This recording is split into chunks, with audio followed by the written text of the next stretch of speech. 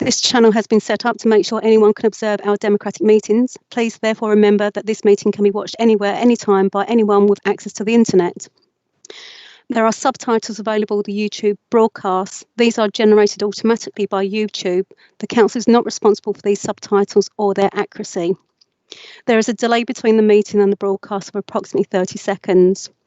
Webcasting officer, please can you commence the broadcast and confirm that it is proceeding? I can confirm it's live, yeah.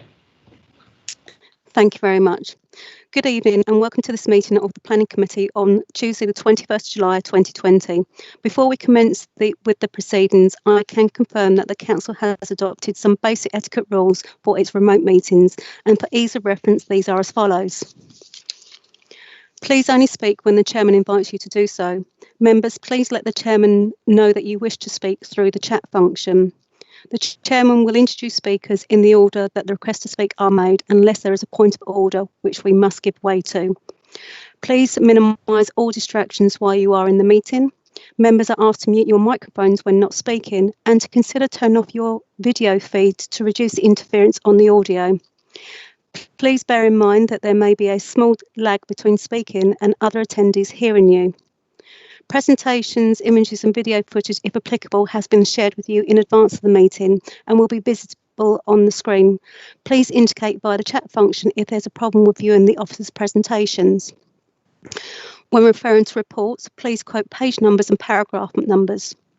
There is no private business for tonight's meeting. However, please can I remind members that it is your responsibility to ensure that your venue and connection is secure. If members lose connectivity at any point at the meeting and are unable to rejoin, please call the meeting facilitator. We have provided you with a number for that contact. Please only use the chat function for the purpose prescribed for requesting to speak or for a point of order. The chat function is subject to the access to information regimes of FOI and EIR and is also subject to data protection, rules of defamation and the Council's Code of Conduct. To assist with managing the chat function for this meeting, agenda items will be included as markers. There is a minute taker for this meeting and 2 meeting facilitators. I can confirm that the meeting is quorum and the required members are in attendance. The Planning Committee consists of the following members at this time. That's Councillor James Abbott, Councillor Kevin Bowers, Councillor Tom Cunningham, Councillor Patrick Horner, Councillor David Mann, Councillor Andy Mundy, Councillor Mrs Anna Parker, Councillor Frankie Ritchie, Councillor Mrs Scattergood, Councillor Gabrielle Spray and Councillor Justin Wrench. Councillor Wrench is not yet present with us, so we are waiting for him to join the meeting. When he does join, we will just carry out a small microphone check in the business. Sorry, I am here. Oh, apologies, Councillor Wrench. Thank you. We will take that as your microphone check. I didn't see you come up on the participants list, and thank you very much for interrupting. That's most helpful. Chairman, I can confirm that we have the following officers in attendance. That's Chris Padgey, Planning Development Manager, Melanie Corbishley, who's the Senior Planner, Natalie Banks, Senior Planner, Alan Masso, Principal Planning Policy Officer. We have Alison Webb, who is clerking the meeting and who will also read out the submitted statements for public question time. My name is Emma Wisby. I'm the meeting facilitator and I am being supported by Jessica Mann. I will now hand over to the Chairman, Councillor Mrs Scattergood. Thank you very much, Chairman. Thank you, Emma, and good evening, everyone, and welcome to our planning meeting. My name is Councillor Wendy Scattergood. I am the Chairman of the Planning Committee. I am being assisted by a governance officer and a meeting facilitator who will help me identify when people want to speak and manage the notifications through the chat process. As I can't see you, please let me know using the chat function. If there are any issues with your connection, silence will be taken as assent during this meeting for 4 minutes. I will now move on to the business of the meeting, and the first item is apologies for absence. I have apologies for absence from Councillor Johnson and Councillor Unsworth, and I know that everyone else is present. Thank you. Item 2, declarations of interest. Does any member wish to declare the existence and nature of any disclosable pecuniary interest, other pecuniary interest or non-pecuniary interest relating to items on the agenda having regard to the Code of Conduct for members? Councillor Mrs Spray. Thank you, Chairman. I'd like to declare a DPI in item D, application 2000259 full, 28 Tay Road, Earls Cone. I am a client of the business to which the application refers, and I will leave the meeting before that item comes up on the agenda. Thank you. Thank you, Councillor Mrs. Spray. Does anyone else wish to declare an interest? No. So I will move on to item 3, the minutes of the previous meetings. I have the minutes of 2 sets of meetings. One is the 23rd of June and the other is the 7th of July. I will take them individually. Does anyone wish to add any comments or make any comment on the meeting for the 23rd of June? If not, would someone like to move those minutes as being correct? I will move, Chairman. Thank you, Councillor Mrs. Spray. Does it find a seconder? I'll second. Councillor Thank Davis. you. Members, I will take silence as of an agreement that these minutes are correct. Thank you. I'll now move on to the minutes of the 7th of July. Is it your wish that I sign those as are correct? I'll move again. Thank you, Chairman. Thank I'll you. second again. Thank you. And once again, I'll take silence as them being approved. Thank you, members. Those 2 sets of minutes have been agreed. That brings us on to item 4, public question time. We have no general questions from the public in question time. We have a statement when we come to the planning applications. We now come on to item 5, planning applications. We normally would be able to en bloc those in part B, but this evening at this stage we cannot, because I know that Councillor Abbott wishes to speak on part C, and we're going to delay item D until after item 6, as Mrs. Spray has declared an interest. So we're going to go straight on to the part A applications, and the first application is application 200032 full, Old House, Park Road, Wickham St Paul, and this can be found on pages 6 to 15. And we have no speakers, so I'm going straight to the presentation, and the presentation is going to be made by Melanie. Thank you, Melanie.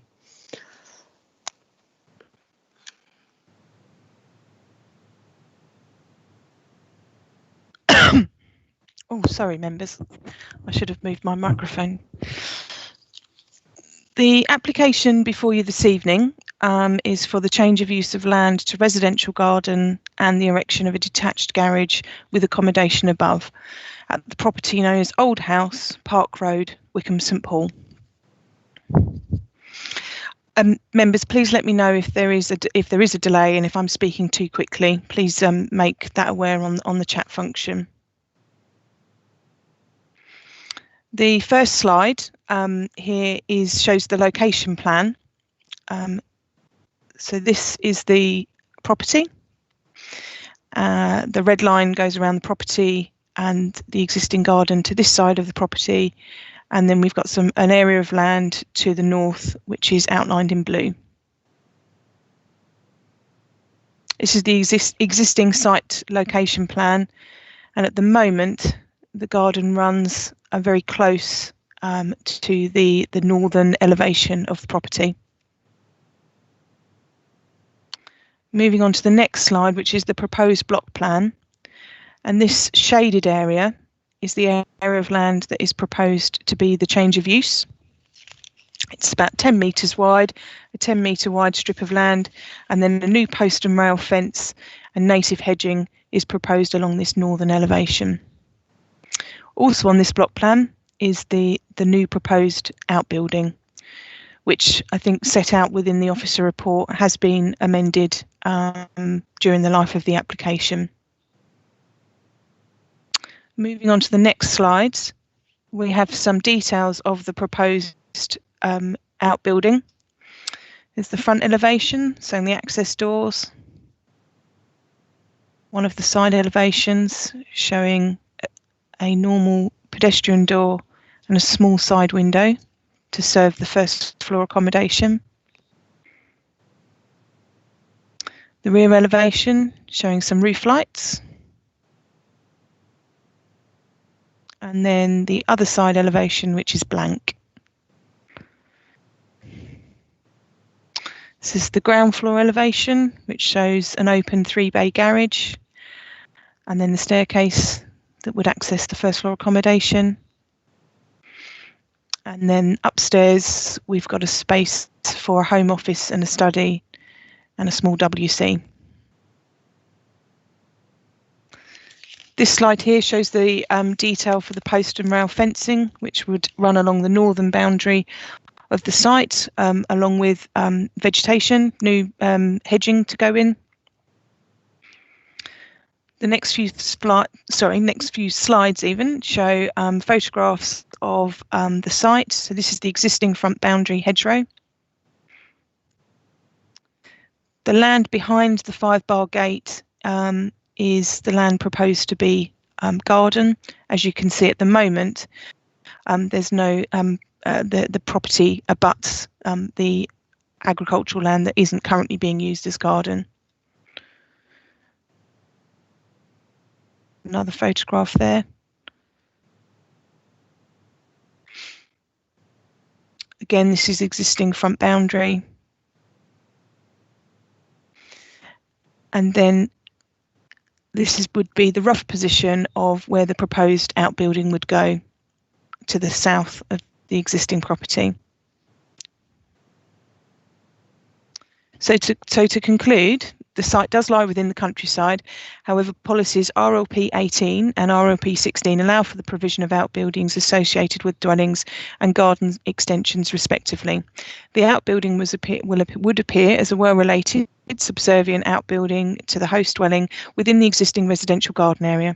The proposed change of use of land is a relatively narrow strip and would not have a notable impact on the countryside setting or character. The recommendation is to approve subject to conditions.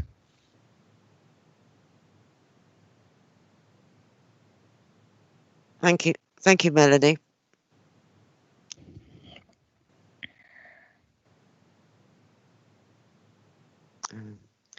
Councillor Abbott. Thank you, Madam Chairman. I don't have a problem with this in principle, but I was just wondering on page 14, where it says that the garages don't meet the required policy. I appreciate there's conditions set out which would preclude, without further planning consent, the use for other purposes. But why would we be granting something that doesn't meet policy in terms of the size of the parking spaces?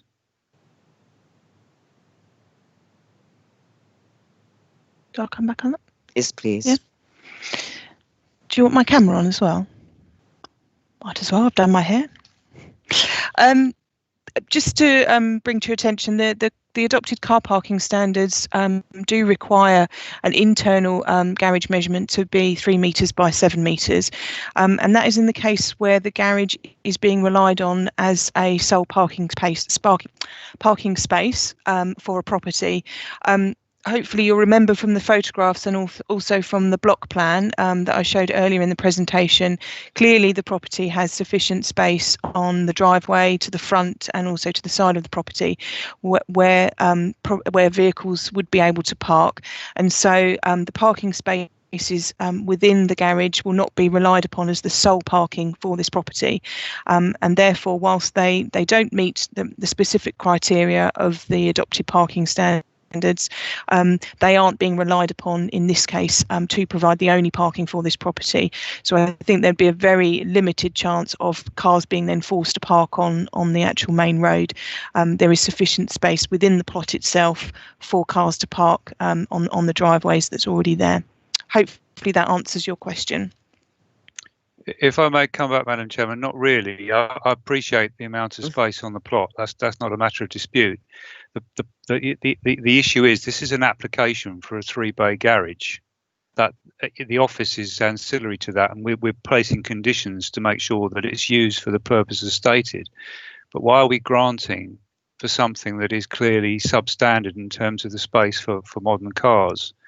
Because surely then we're actually denying the opportunity for this building to be used in its proper context as a garage.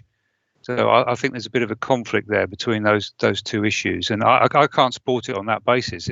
If the spaces were up to standard, and given the amount of space on the land, then surely they could easily be to make the building slightly larger. I wouldn't have a problem with it, but I think we've got policies for a reason. Thank you, Councillor Abbott. I think this is the parish council had the same feeling as you've got on this one. So, why build a garage if you can't put a car in it was their comment. But yeah, Councillor Mann.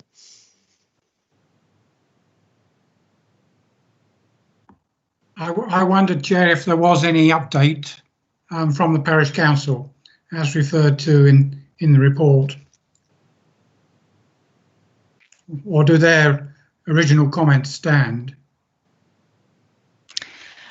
Sorry about that, Councillor Mann. That was the first point I should have made, and I didn't read my handwriting correctly. Sorry about that. Yes, we have had, there isn't any further update. So the parish council were reconsulted on the application following the amendments made to the location of the outbuilding, and no further comments have been received from the parish council. So they are as per what's written in the agenda. Sorry about that. I meant to say that first off and got carried away. Did you wish to come back, Councillor Mann, or has that answered your question? Well, I mean, I don't. I hear what Councillor Abbott is saying, but we have very often allowed garages that don't meet the sort of modern required standard, simply for the reason the officer has said. I mean, this is an enormous plot with plenty of room for parking. I take his point. The key is that we don't want this developing into another residential unit, but that's very well covered in the report. It's within the existing domestic curtilage. Permitted development rights have been removed, and a restrictive covenant condition put on as well. So I don't think there is any danger of a residential unit one independent residential unit coming out of this, and I'm sure the parish council will be obviously very vigilant and sort of let us know if there are any moves in that direction. So, I mean, on balance, I'm happy to move officer's recommendation.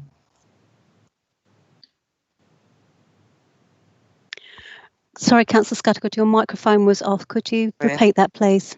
Thank you, Councillor Mann. Does it find a seconder before I move on? Yes, Chairman, Councillor Spray, I'll second. Thank you, and you've indicated you'd like to speak as well. Yes, thank you, Chairman. Well, actually, Councillor Mann has pretty much said exactly what I was going to say. I think that I take Councillor Abbott's point as well, but I think officers on balance have decided that a slightly smaller garage building is preferable to something bigger and more dominant. And yes, I've lost the word I want, but we've conditioned, that's it. In the conditions, condition 4 covers the fact that it can't just be converted into residential accommodation or used for another purpose, certainly not without coming back with another application. So I'm happy to second. Thank you. Thank you, Councillor. No one else has indicated they wish to speak, so it has been moved and seconded, so I'm going to put it to the vote. Councillor Abbott. Abstain for the reasons stated. Yeah. Councillor Bowers. 4. Councillor Cunningham. 4. Councillor Horner. 4. Councillor Johnston's not. Councillor Mann. 4. Councillor Monday. 4. Councillor Mrs. Parker. 4. Councillor Ritchie. 4. Councillor Mrs. Spray. 4. Councillor Wrench. 4. Thank you, members. That has been approved, that application. That now moves us on to the application number 20000479 pump house adjacent to Ashbourne Cottage, Smeaton Hall Lane, Bulmer, can be found on pages 16 to 31. And we do have a statement on this application. And the statement is Mr. Peter Johnson, and he is the agent. And the statement is going to be read by Alison. Are you there, Alison? Yes, thank you, Madam Chairman. Thank you, Alison. If you could read the statement now, I'd appreciate it. Thank you. Thank you. This is a statement by Peter Johnson.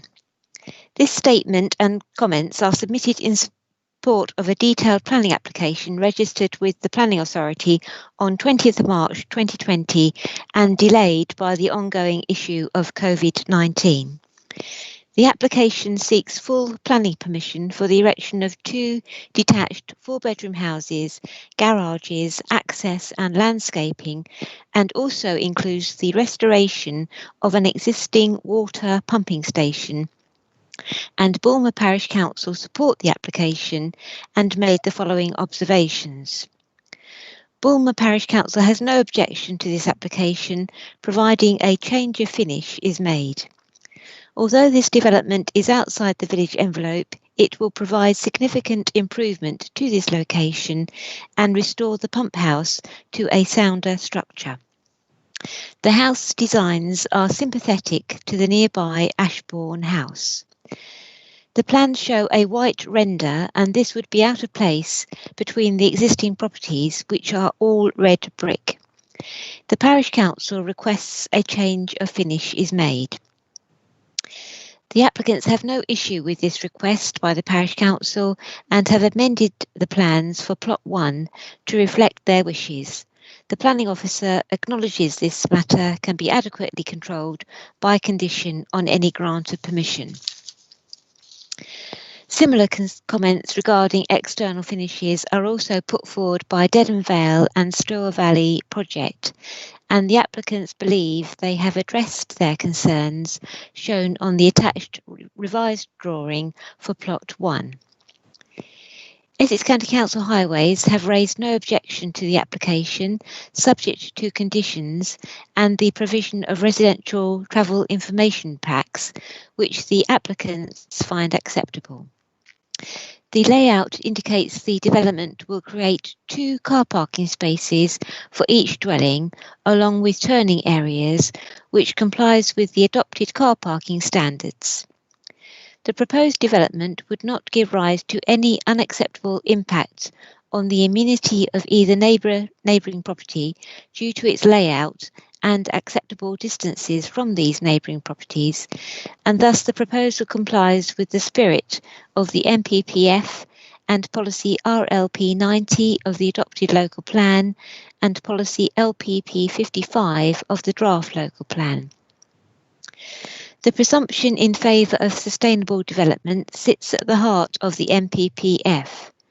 The framework is very clear in its instruction at paragraph 11D that for decision taking, this means where there are no relevant development plan policies or policies which are most important for determining the application are out of date, and more particularly where the local planning authority cannot demonstrate a 5-year supply of deliverable housing sites.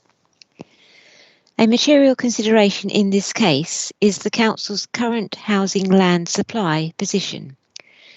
For decision-making purposes, Braintree District Council does not have an up-to-date local plan and is currently required to calculate the housing target using the government's standard methodology until such time as the new local plan is adopted.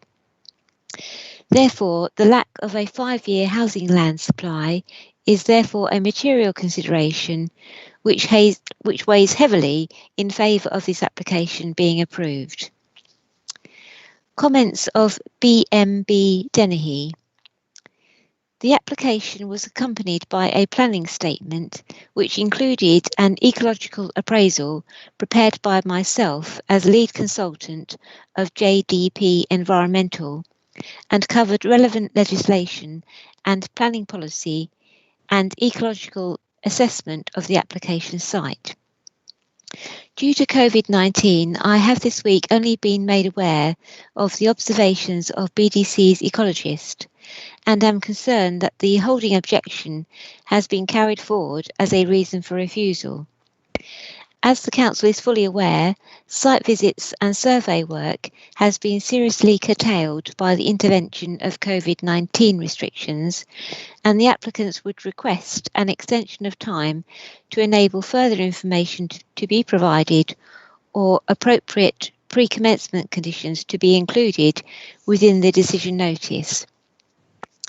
It is felt that adequate information has been provided within the ecological assessment provided to give the local planning authority sufficient confidence that the habitats within the application range in ecological value from low to moderate. The improved grassland was considered to be of low ecological value. The habitat was found to have a species-poor diversity. In addition, the surveys undertaken showed no evidence of badger, reptiles, bats and birds, and furthermore the application site itself does not represent any habitat of significant value to nature conservation, and building works are not proposed to impact upon the adjoining countryside. Prior to any construction works commencing, a pre-works check of the footprint of the development should be undertaken for evidence of badgers' activity as a precaution. Likewise, a destructive search for reptiles should be undertaken at the same time. Furthermore, in order to enhance the site for bats and to mitigate for any negative impact on bats that could make use of the site and surrounds for commuting or foraging, it is recommended that a sensitive lighting scheme be designed. Many bat species are sensitive to artificial light and may be disturbed whilst foraging or roosting. Any lighting on the site associated with the development should be directed downwards to where it is needed, with shields used to direct the light to the intended area. Bat boxes should be incorporated into the design, along with boxes for starlings, which can make use of the buildings for nesting and are red listed and of high conservation concern. Conclusion. The development of 2 dwelling houses in this location will make a positive contribution towards the Council's 5-year housing supply and is supported by the Bulmer Parish Council. In addition, the development would bring about other economic benefits, including the creation of construction jobs and increased demand for local services. It is acknowledged by the Council that existing structures on the site have not blended into the landscape, and the Parish Council accept the proposal would result in a significant improvement to this location. That's the end of the statement. Thank you, Madam Chairman. Thank you very much, Alison. Thank you. We'll now come to the presentation, and this presentation is going to be also made by Melanie. Thank you, Melanie.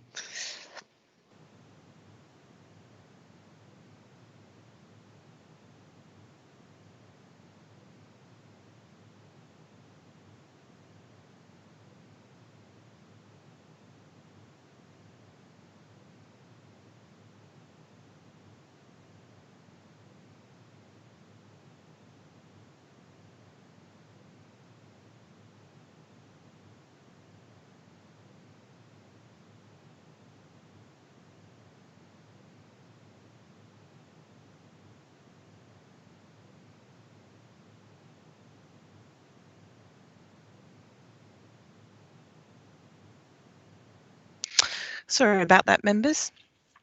Just by way of an update, on page 21 of the agenda, under the representation section, it explains that at the time of writing the report that we hadn't received any representations from any neighbours, and that the consultation period didn't expire until the 16th. I can confirm that no representations have been received since the publication of the committee report. So at present, no representations were received on this application.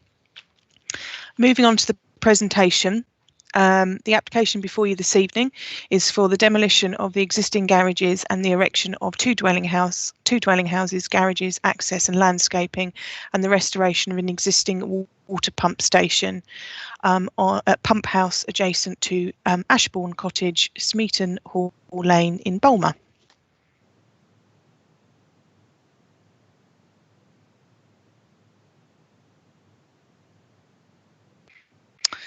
So moving on to this first slide, this is the location plan for the application. The application site handily is actually this green area. The existing pump house is to the front of the site, and there are dwellings located either side along Smeaton Hall Lane. This is an aerial photograph of the site. The red star is the application site. You can just make out the row of 3 cottages to one side and the detached houses to the other, and then the road running in front is Smeaton Hall Lane, and as you can see, mostly fields around the application site. This slide here demonstrates where the application site is in relation to the village boundary of Bulmer in terms of its distance from the village envelope, and then the main part of Bulmer, which sits down here. This is the existing site location plan. You can see this, the small square here is the existing pump house, and this is a garage block that serves nearby properties. This is the proposed site plan. So as you can see, the garage block would be demolished and there would be 2 dwelling houses erected on here, a shared double garage located in the back gardens. You can see that there would be a parking space to the front and then turning areas to the front of either property, and then the pump house retained.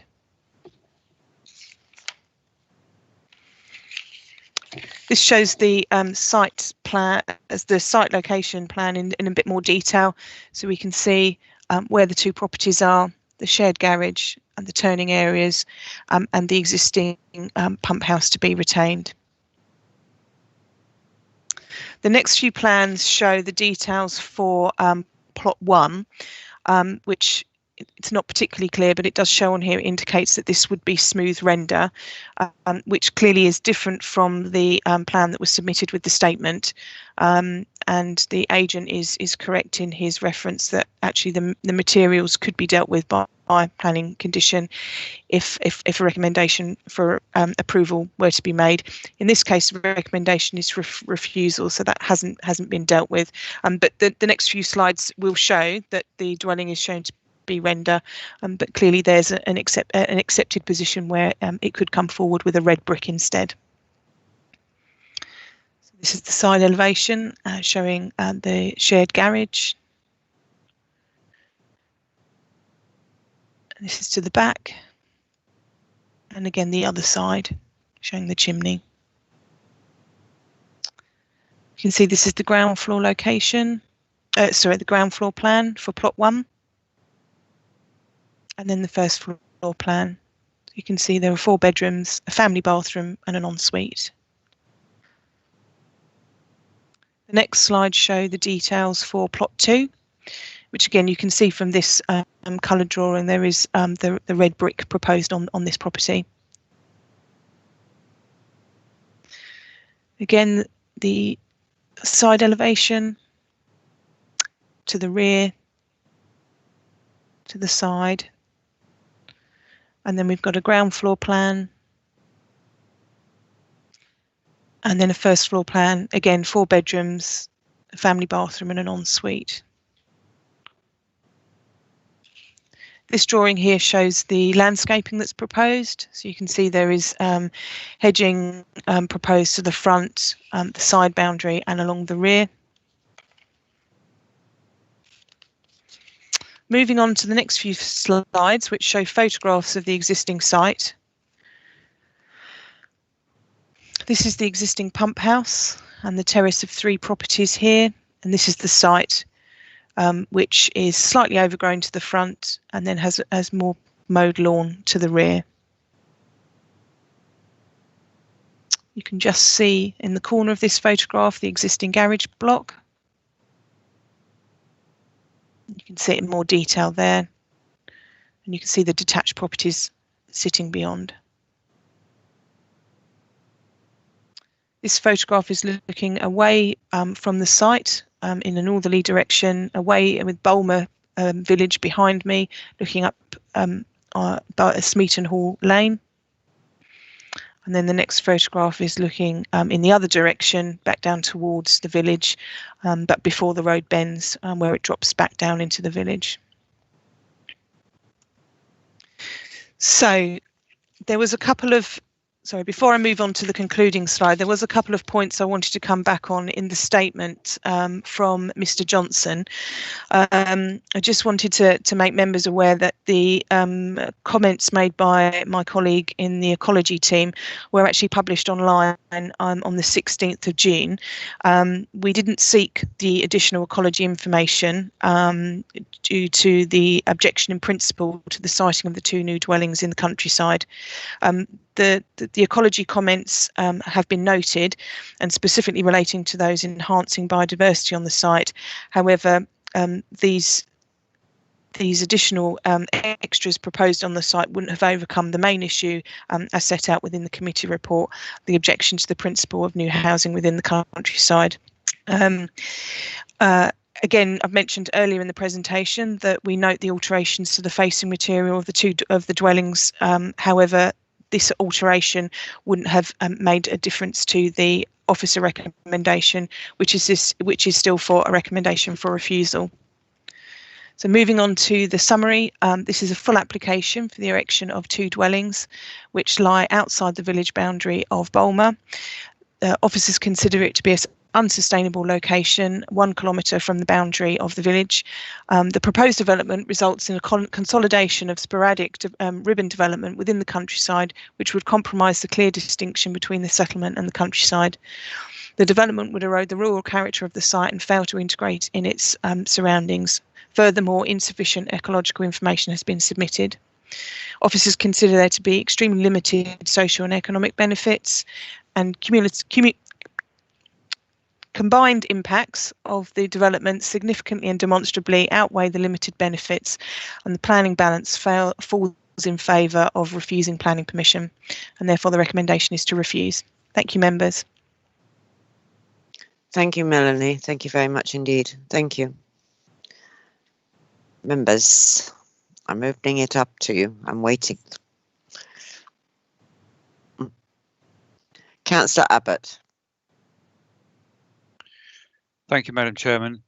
Well, as previously in other local plan processes, I've always been quite a strong supporter of the idea of using small brownfield sites within clusters in rural areas if it resulted in a significant improvement, such as, old derelict petrol stations and things like that. But in this case, the site wouldn't come close to meeting the policy in that regard, and would be quite a significant change to that part. And also looking at the road access is clearly not a sustainable location in terms of the lack of footways, etc. So on this occasion, notwithstanding the fact that in principle, I think sometimes these sites do lend themselves to a single dwelling. This is not, it's 2 large dwellings in the wrong location. So I'm happy to move officer recommendation. Thank you, Councillor Abbott. Does it find a seconder before I move on to the other people who wish to speak?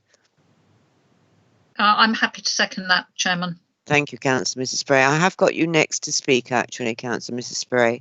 Yes, thank you, Chairman. Just briefly, this is a very rural location, very attractive. The fact that there are dwellings on either side of the site doesn't mean that we should necessarily grant permission for 2 more. And I think there are comments in the officer's report. There's a comment bottom of page 25, but a shorter, more succinct comment on page 29, which sums it up. The proposal would result in the intrusion of built development into the countryside and would have a detrimental impact on the character and amenity of the countryside, and then goes on to mention the NPPF policies which are relevant. And I think that sums it up, to be honest. I don't have a problem with the design of the dwellings, but this is just, for me, not the right location. And then we have the second reason for refusal, which is the lack of a sufficient ecological survey. So yes, I agree with Councillor Abbott's comments and happy to second refusal. Thanks, Chairman. Thank you, Councillor Mrs. Spray. Councillor Parker. Thank you, Madam Chairman. First of all, I'd like to ask a question of Melanie, and then I'd like to make some comments on the application. But my question is, I'm a little confused now about the second reason for refusal on the fact that which is that the insufficient ecological survey information is being provided. Given what the agent has said and your comments, could you advise Melanie, please, whether that is still you recommend that still being a ground for refusal? Melanie, would you like to come back? Yes, thank you, Councillor Parker. Yes, we do feel that still needs to be included as a reason for refusal. There is a certain amount of information that our ecologist does require upfront before they can make their recommendations.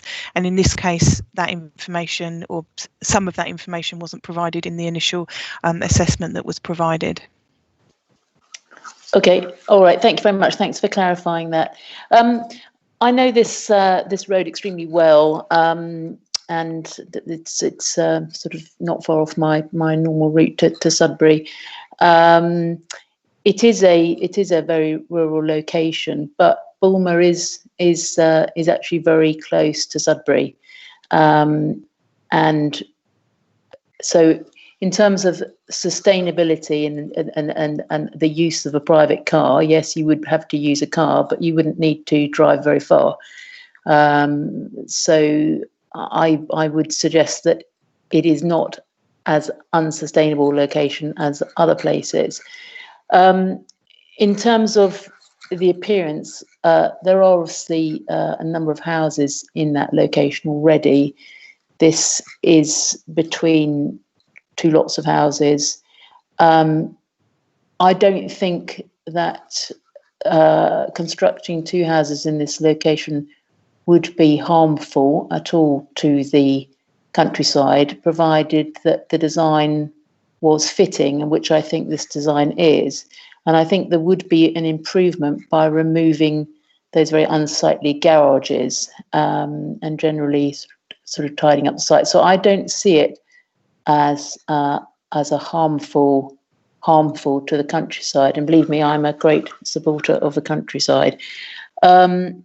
I also do think we do need to be aware always the social element of sustainability and the need to support small villages. And I think this is recognised to some extent within the NPPF, particularly, I think it's paragraph 78. So I'm slightly torn because, on the other hand, I do accept really there's very little policy support for this application within our own policies.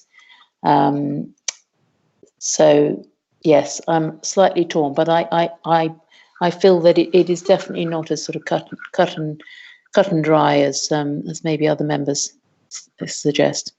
That's all I have to say. Thank you. Thank you, Councillor Mrs. Parker. Councillor Mann. I am a councillor who thinks it's cut and dry, and I agree with Councillor Abbott, I'm afraid, rather than Councillor Parker. It isn't isolated, but it can't be described surely as a sustainable location.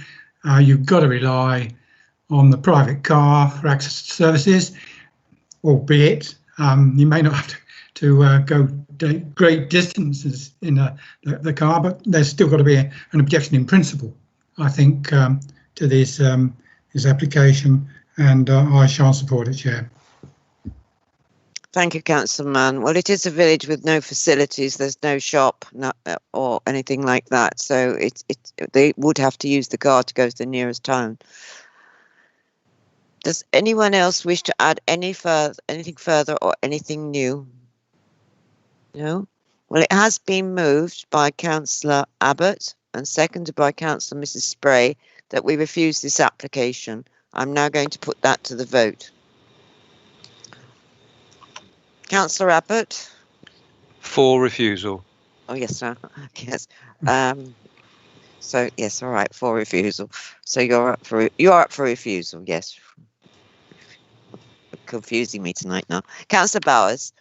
For refusal, yes. Well, yes, it was that. for the motion, Yes. Councillor Cunningham? For. Thank you. Councillor Horner? For. Councillor Mann? For. Councillor Monday? For. Councillor Mrs. Parker? Abstain. Councillor Ritchie? For. Councillor Mrs. Spray? For. Councillor Wrench? For. Thank you, members. That application has been refused. Thank you very much indeed. We now move on to the item in Part B, and that is application 20-00229HH, 29 Valentine Way, Silver End. And as you have some questions, I think we'll have a short presentation from Melanie. No? No, sorry, from Natalie. I do apologise.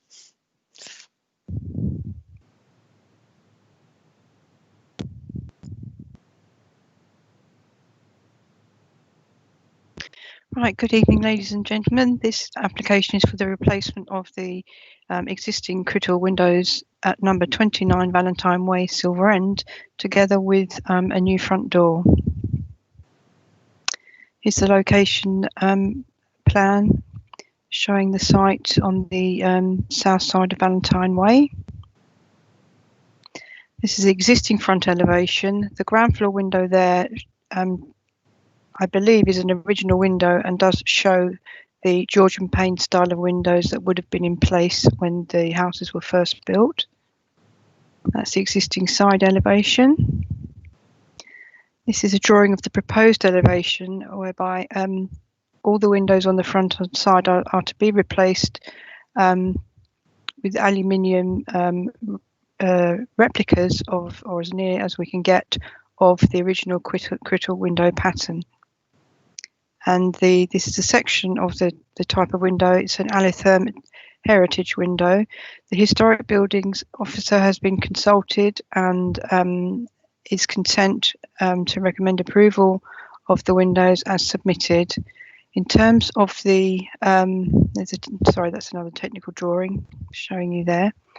Now, as members are aware, the Article 4 gives us control in terms of requiring residents to make applications for development that would normally be dealt with or considered as permitted development, meaning that they have to come to us for planning permission. It doesn't tell us how we should do that. However, we have the 1998 guide, which we acknowledge at the moment is very old now, and things have moved on since then. Therefore, we have to look at all of Silver End applications on a case-by-case basis and assess the impact in terms of the National Planning Policy Framework and our policies. Moving on to the next slide, this is the replacement front door.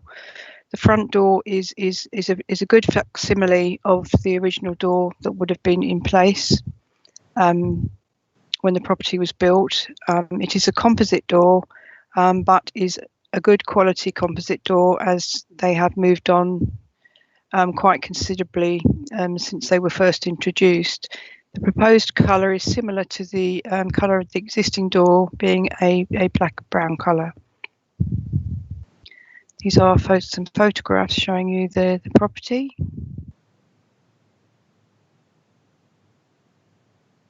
Sorry. As you can see there, I'll just point out to you, if the door had been on the front of the property, we may well have been looking at a different recommendation, but it's set into the side of the property within quite a deep reveal, and it's very hard actually to see the door from the pavement. Therefore, whilst the Historic Buildings Advisor is still not happy to support the replacement door, we feel on balance that is acceptable.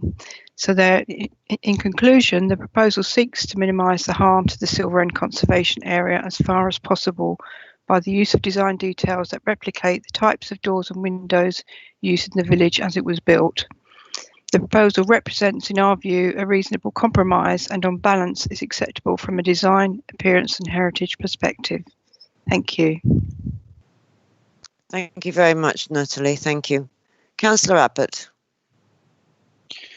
Thank you, Madam Chairman, and thank you to Natalie for the presentation, and apologies to members for detaining you further tonight, but I'm going to say the same thing as I said before. The Silver End Conservation Area Guide is now 21 years old, and I think for probably about the last 5 or 6 of those, I'm asking for it to be updated. I know the Cabinet member who's listening to this has said that's going to be moved forward, but my big concern is the line at the bottom of page 37, where it says that applications in Silver End are going to be treated on a case-by-case basis. Now, what I should say from the outset, I don't have a fundamental problem with this application. I think that people have an absolute right to live in warm, comfortable homes, and we need to do our best to find a compromise between that and protecting the conservation area in the Article 4 direction, and that balance, it needs to be defined in the new conservation area guide. But the problem is that this decision tonight runs completely contrary to other decisions which have been made in Silver End very recently, where people have been refused applications in very similar circumstances for similar products. I'm talking now more about the door than the window. Now, that is a major problem in a village, in a conservation area, where obviously people talk to one another, they're aware of different cases. So I don't have a fundamental problem with this application, but we simply have got to deal with this issue and as quickly as possible, because people are feeling aggrieved, and I share that. You know, people living not far away from this application site have had a door very similar to this refused because it wasn't made of wood, and yet in this application we're going to grant it. So I'll leave it there, Madam Chairman, but it's an issue I do hope we can resolve as quickly as possible. Chairman, sorry, could I just please ask the officer to stop sharing their screen, please? Hang on. Sorry. There you go. Thank you. Thank you, Councillor Abbott. Does anyone wish to speak on this item or move something, please?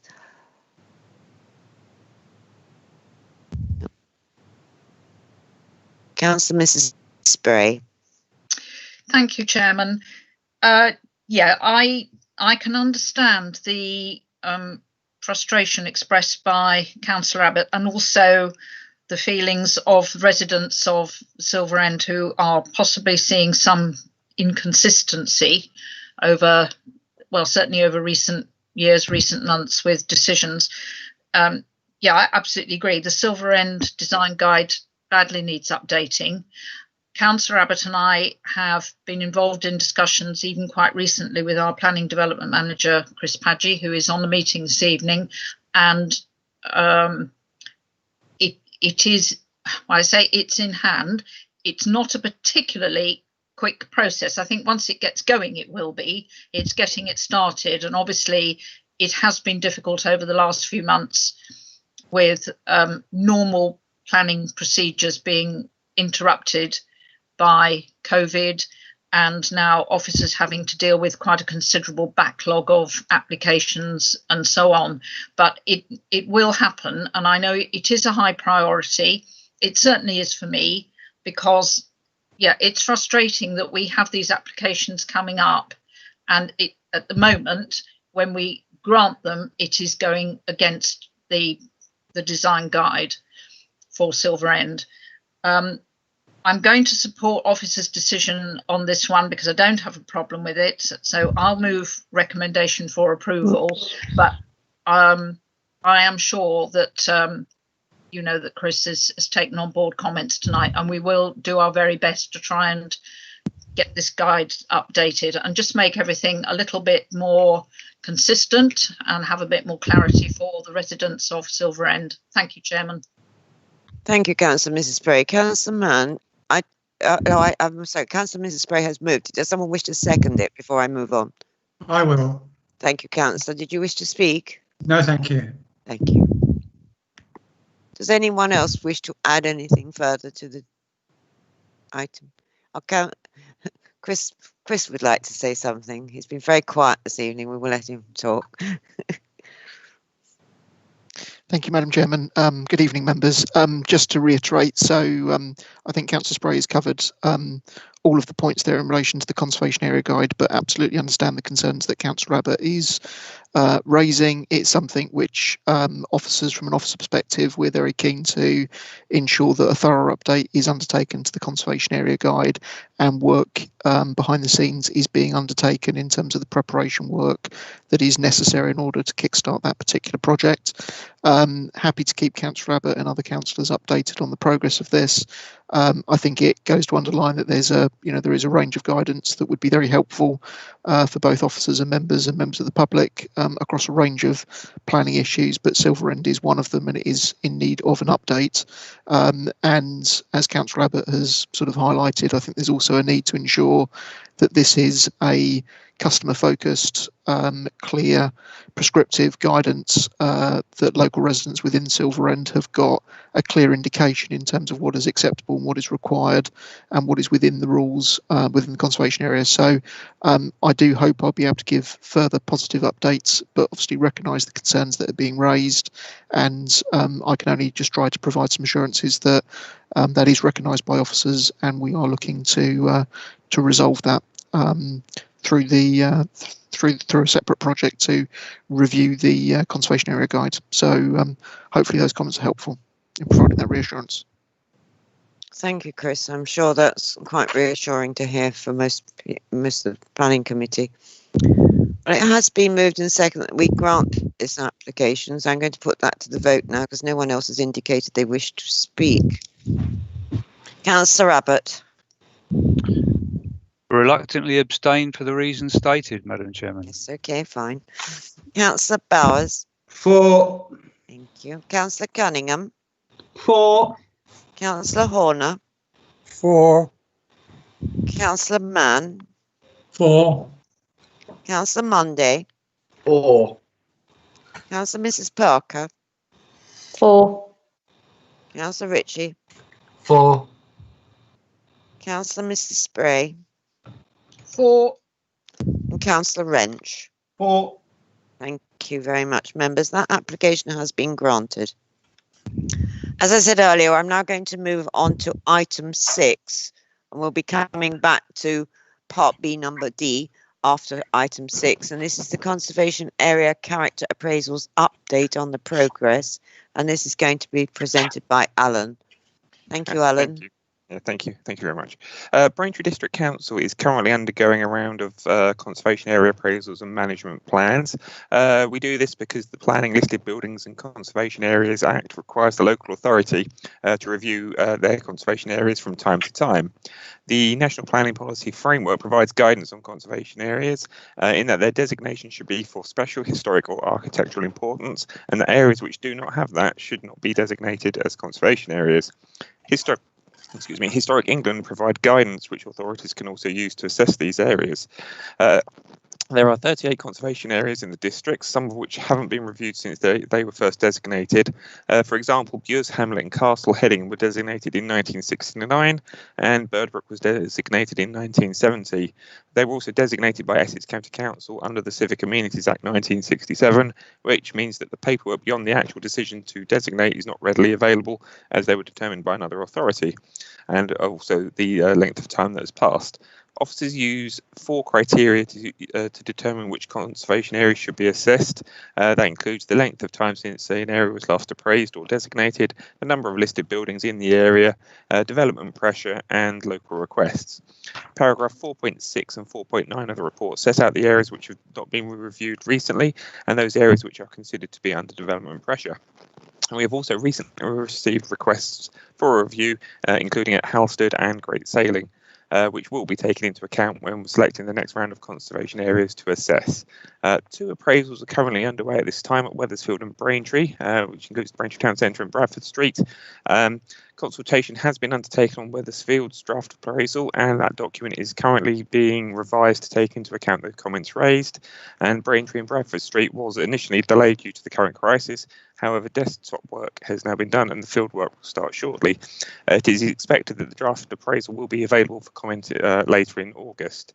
Once the consultation is concluded, I should say that we consult members of the public, local ward members, on the contents of those draft appraisals, and once that is done, the report will be revised to take into account any comments, and they will be reported for planning committee to make a decision as to whether or not the conservation area should be changed and whether to adopt the management plan for that conservation area. Thank you very much. That's the report. Thanks. Thank you, Alan. Thank you. I'll just see if any members wish to ask you any questions before I bring your item to a close. No one's indicated they wish to ask you anything, so I thank you very much for your report. Thank you. Oh no, Councillor Mrs. Spray would like to speak. Sorry, Chairman, I was typing as quickly as I could. I just wanted just to check one thing. On page 54.5.5, this is in relation to Wethersfield. It's right? It says the draft conservation area appraisal was put out to public consultation between 10th of July and 12th of August 2019. This was later extended to the 9th of September 2020. Oh, that should be 2019. I assumed that's fine. Sorry, I assumed it was, because the rest of it then didn't really make sense. That's fine. No, that's all. Otherwise, very happy with the report. Thank you. Thank you. Thank you, Mr. Councillor, Mrs. Spray. Councillor Mann, you wish to speak? Thank you, Chairman. Pleased that work is underway on Central Braintree. 31 years. Needs to be dusted down. Very, very large area indeed. Do support separation between Central Braintree and the Bradford Street conservation area. Can never understand why they were lumped together. The public gardens are sort of a natural watershed between them. So support that, but would put in a special plea for Bocking Church Street. 40 years. And we have Gladman wishing to add 300 houses to Bocking Church Street, and possible knock-on effects from Straits Mill and Towerlands and Pamfield West. So if Church Street, Bocking Church Street, can be addressed with some speed, I think that would be quite prudent. Thank you, Councillor Mann. Alan, did you wish to respond? Yes, just to say that I'll add that one onto the list for the next round. Thank you. Thank you very much. Thank you. Well, that brings us to the end of item 6. I think we only had to note that.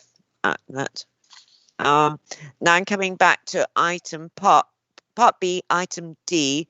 Councillor Mrs. Spray will be leaving. We'll wait for Mrs. Spray to leave. Yes, thank you, Chairman. I will log off now. Thank you. Thank you and good night, Councillor Mrs. Spray. Chairman, you're okay to proceed with the meeting. Thank you. Thank you. We now come to the item application 20002594, 28 Tay Road, Earls Cone. We do not have any speakers on this item, so I'm going to go straight to Natalie for the presentation. Thank you, Natalie.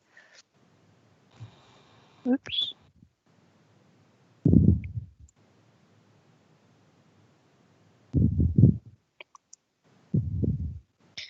Thank you.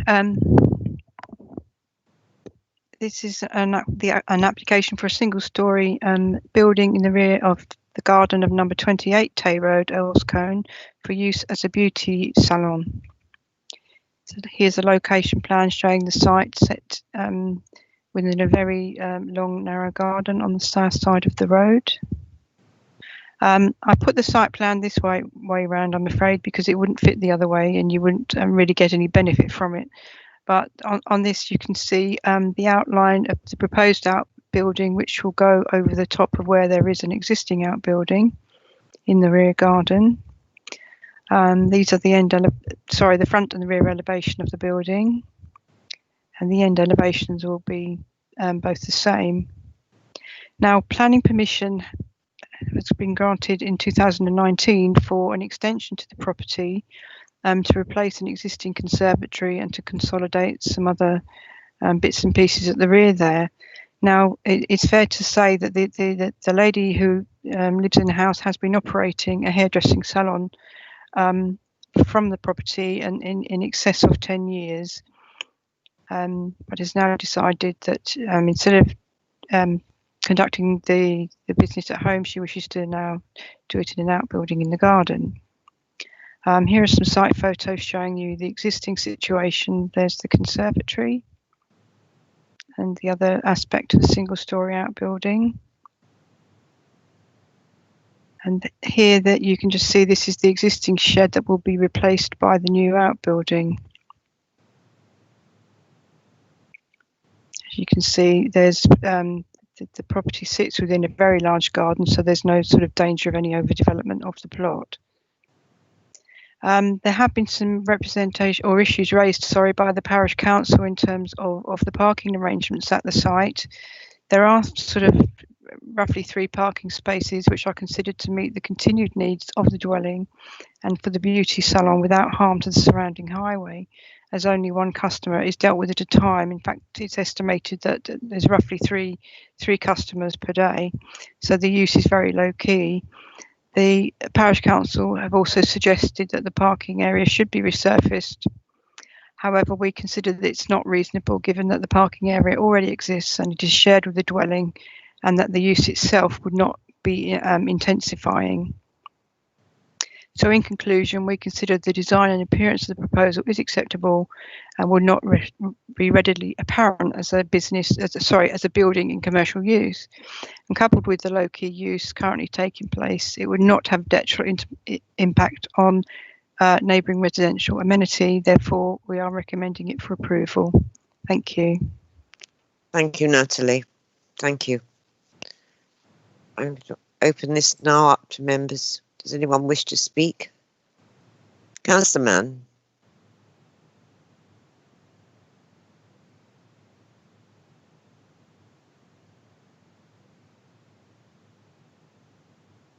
Apologies, Councillor Mann, your microphone switched off. Could you start again, please, with your microphone switched on, please?